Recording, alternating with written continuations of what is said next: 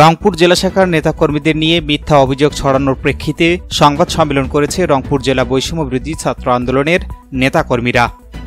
এমকে টেলিভিশনে নিয়মিত সংবাদে আপনাদের স্বাগত জানাচ্ছি আমি শারমিন মিনা। এতক্ষণ শুনছিলেন সংবাদ শিরোনাম, এখন ডেস্ক থেকে বিস্তারিত।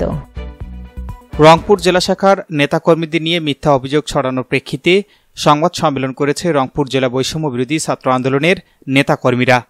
রংপুর নগরীর কেরামতিয়া হাই স্কুল মোড় সংলগ্নে বৈষম্যবিরোধী ছাত্র আন্দোলনের জেলা অফিসে সংবাদ সম্মেলন অনুষ্ঠিত হয়।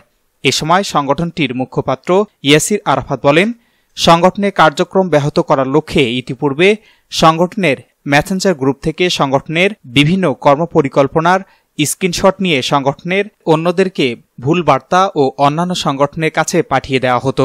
পাশাপাশি তাদের বিরুদ্ধে আনীত সকল অভিযোগ মিথ্যা বলেও দাবি করেন।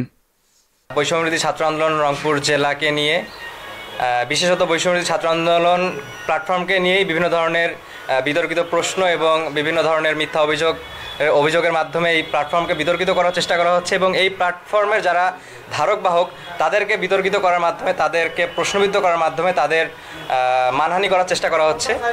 তো সে বিষয়ে আজকের আমাদের বৈষম্যবিরোধী ছাত্র আন্দোলন রংপুর জেলা শাখার আমাদের এই প্রেস ব্রিফিং। আমি ইয়াসির আরাফাত, বৈষম্যবিরোধী ছাত্র আন্দোলন রংপুর জেলা শাখার মুখপাত্রের দায়িত্ব পালন করছি। তো আমি যেটি শুরু করতে চাই যে বিগত সময়ে গত 15ই মে একটি ঘটনা ঘটে, তারই প্রেক্ষিতে আমাদের সূত্রপাত তৈরি হয়। আমাদের দীর্ঘদিন ধরে বৈষম্যবিরোধী ছাত্র আন্দোলন রংপুর জেলা শাখার যে অফিসিয়াল মেসেঞ্জার গ্রুপ, সেই মেসেঞ্জার গ্রুপের বিভিন্ন কর্মপরিকল্পনা, বিভিন্ন কার্যক্রম, বিভিন্ন কথাবার্তা বাহিরে প্রকাশ করা হচ্ছিল, কোনো একজন গুপ্তচর বৃত্তি করছিল। তো আমাদের বিভিন্ন পরিকল্পনা আমরা সাধারণত একটি সংগঠন হিসেবে করেই থাকি যে আমরা কিভাবে আগামীতে কার্যক্রম করব, আমাদের কর্মপরিকল্পনাগুলো কীরকম হবে। এছাড়াও বিশেষত নিষিদ্ধ সংগঠন বাংলাদেশ ছাত্রলীগ এবং আওয়ামী লীগের কার্যক্রমগুলোকে কিভাবে বাংলাদেশ থেকে প্রতিহত করা যায় এবং জুলাই অভ্যুত্থানকে ধরে রাখা যায়, এই ধরনের বিভিন্ন আলোচনা আমাদের হতো।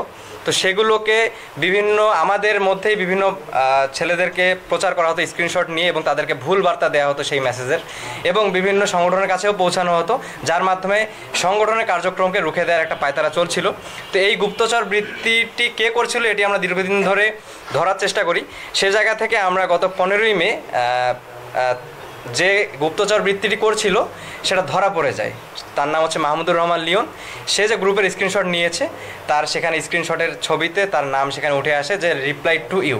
তো এটা সে আসলে ভুলক্রমে করে ফেলেছে। তো সেটা পরবর্তীতে আমরা দেখতে পাই বৈষম্যবিরোধী ছাত্র আন্দোলন রংপুর মহানগরের সাবেক সদস্য সীমান্ত হোসেন এবং বৈষম্যবিরোধী ছাত্র আন্দোলন রংপুর জেলা শাখার বহিষ্কার করা তানজিম আলম তাসিনের আইডিতে। তো তার মাধ্যমে আমরা বুঝতে পারি যে লিওন কাদেরকে আসলে তথ্য পাচার করছিল এবং এছাড়াও বিভিন্ন জায়গায় দিচ্ছিল। তারই প্রেক্ষিতে যেহেতু সংগঠনের কার্যক্রমকে সে বাধাগ্রস্ত করছিল, তারই প্রেক্ষিতে আমরা তাকে বহিষ্কার করার সিদ্ধান্ত নেই, সকলের সিদ্ধান্তক্রমে, গ্রুপের সকলের সিদ্ধান্তক্রমে তাকে সাময়িক অব্যাহত দেওয়ার আমরা সিদ্ধান্ত নেই। এটি সে বুঝতে পেরে মাহমুদুর রহমান লিওন তাকে যে অব্যাহতি দেওয়া হচ্ছে এই বিষয়টিকে সে মানুষকে এই বিষয়টি থেকে ঘুরিয়ে অন্যদিকে সকলের দর্শন নিয়ে যাওয়ার জন্য, সকলের আলোচনা নিয়ে যাওয়ার জন্য সে একটি প্রেস ব্রিফিং করে যে আহ্বায়ক, বৈষম্যবিরোধী ছাত্র আন্দোলন রংপুর জেলা শাখার আহ্বায়ক এবং সদস্য সচিবের নামে বিভিন্ন মিথ্যা অভিযোগ দেয়, যেন মানুষ তাকে কী কারণে অব্যাহতি দেওয়া হলো সেটির দিকে নজর না রেখে এই যে তাদের যার নামে যে মিথ্যা অভিযোগ এগুলো নিয়ে যেন আলোচনা করে, এবং সে তৎক্ষণাৎ একটি পদত্যাগপত্র দাখিল করে। S Rahman, news desk, MK television. শেষ করছি এমকে টেলিভিশনের নিয়মিত সংবাদ। এতক্ষণ সাথে থাকার জন্য আপনাদের সবাইকে অনেক অনেক ধন্যবাদ।